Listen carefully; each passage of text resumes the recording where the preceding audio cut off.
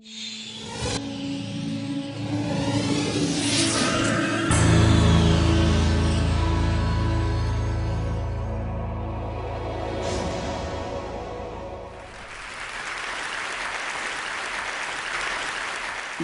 may have heard about the Koran's idea of paradise being 72 virgins, and I promise I will come back to those virgins. But in fact, here in the Northwest, we're living very close to the real Quranic idea of paradise, defined 36 times as gardens watered by running streams. Since I live in a houseboat on the running stream of Lake Union, this makes perfect sense to me. But the thing is, how come it's news to most people? I know many well-intentioned non-Muslims who've begun reading the Quran but given up, disconcerted by its otherness. The historian Thomas Carlyle considered Muhammad one of the world's greatest heroes, yet even he called the Quran as toilsome reading as I ever undertook, a wearisome, confused jumble. Part of the problem, I think, is that we imagine that the Quran can be read as we usually read a book, as though we can curl up with it on a rainy afternoon with a bowl of popcorn within reach, as though God, and the Quran is entirely in the voice of God speaking to Muhammad, were just another author on the bestseller list. Yet the fact that so few people do actually read the Quran is precisely why it's so easy to quote. That is, to misquote.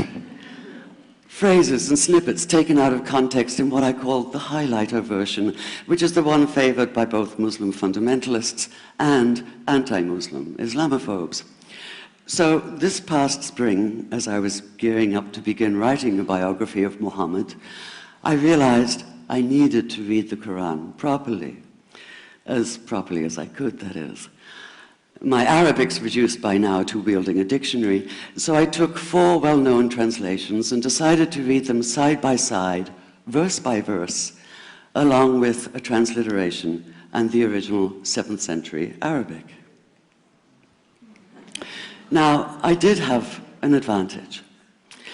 My last book was about the story behind the Shia-Sunni split, and for that I'd worked closely with the earliest Islamic histories, so I knew the events to which the Quran constantly refers, its frame of reference. I knew enough, that is, to know that I'd be a tourist in the Quran, an informed one, an experienced one even, but still an outsider, an agnostic Jew reading someone else's holy book. So I read slowly. I'd set aside 3 weeks for this project, and that, I think, is what is meant by hubris, because it turned out to be 3 months. I did resist the temptation to skip to the back where the shorter and more clearly mystical chapters are, but every time I thought I was beginning to get a handle on the Quran, that feeling of, I get it now, it'd slip away overnight, and I'd come back in the morning wondering if I wasn't lost in a strange land. And yet the terrain was very familiar. The Quran declares that it comes to renew the message of the Torah and the Gospels, so 1/3 of it reprises the stories of biblical figures like Abraham, Moses, Joseph, Mary, Jesus. God himself was utterly familiar from his earlier manifestation as Yahweh, jealously insisting on no other gods. The presence of camels, mountains, desert wells and springs took me back to the year I spent wandering the Sinai desert. And then there was the language, the rhythmic cadence of it, reminding me of evenings spent listening to Bedouin elders recite hours-long narrative poems entirely from memory. And I began to grasp why it's said that the Quran is really the Quran, only in Arabic. Take the Fatiha, the 7-verse opening chapter that is the Lord's Prayer and the Shema Israel of Islam combined. It's just 29 words in Arabic, but anywhere from 65 to 72 in translation. And yet the more you add, the more seems to go missing. The Arabic has an incantatory, almost hypnotic quality that begs to be heard rather than read, felt more than analyzed. It wants to be chanted out loud, to sound its music in the ear and on the tongue. So the Quran in English is a kind of shadow of itself, or as Arthur Arbery called his version, an interpretation. But all is not lost in translation. As the Quran promises, patience is rewarded, and there are many surprises. A degree of environmental awareness, for instance, and of humans as mere stewards of God's creation, unmatched in the Bible. And where the Bible is addressed exclusively to men, using the second and third person masculine, the Quran includes women, talking, for instance, of believing men and believing women, honorable men and honorable women. Or take the infamous verse about killing the unbelievers. Yes, it does say that, but in a very specific context. The anticipated conquest of the sanctuary city of Mecca, where fighting was usually forbidden. And the permission comes hedged about with qualifiers. Not you must kill unbelievers in Mecca, but you are allowed to, but only after a grace period is over. And only if there's no other pact in place. And only if they try to stop you getting to the Kaaba.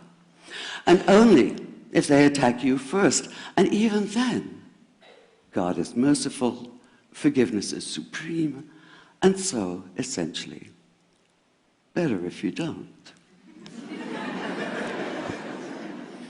This was perhaps the biggest surprise. How flexible the Quran is, at least in minds that are not fundamentally inflexible. Some of these verses are definite in meaning, it says, and others are ambiguous. The perverse at heart will seek out the ambiguities, trying to create discord by pinning down meanings of their own. Only God knows the true meaning. The phrase, God is subtle, appears again and again. And indeed, the whole of the Quran is far more subtle than most of us have been led to believe, as in, for instance, that little matter of virgins and paradise.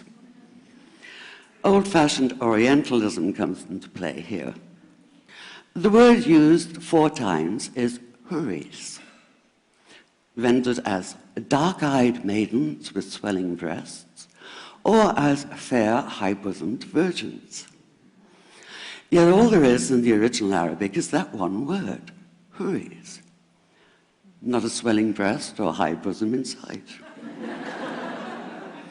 Now, this may be a way of saying pure beings, like in angels, or it may be like the Greek kos, or kore, an eternal youth. But the truth is, nobody really knows, and that's the point. Because the Quran is quite clear when it says that you will be a new creation in paradise, and that you will be recreated in a form unknown to you, which seems to me a far more appealing prospect than a virgin.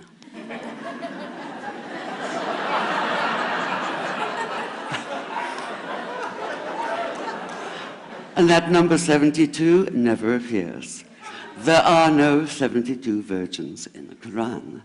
That idea only came into being 300 years later, and most Islamic scholars see it as the equivalent of people with wings sitting on clouds and strumming harps. Paradise is quite the opposite. It's not virginity, it's fecundity, it's plenty, it's gardens watered by running streams.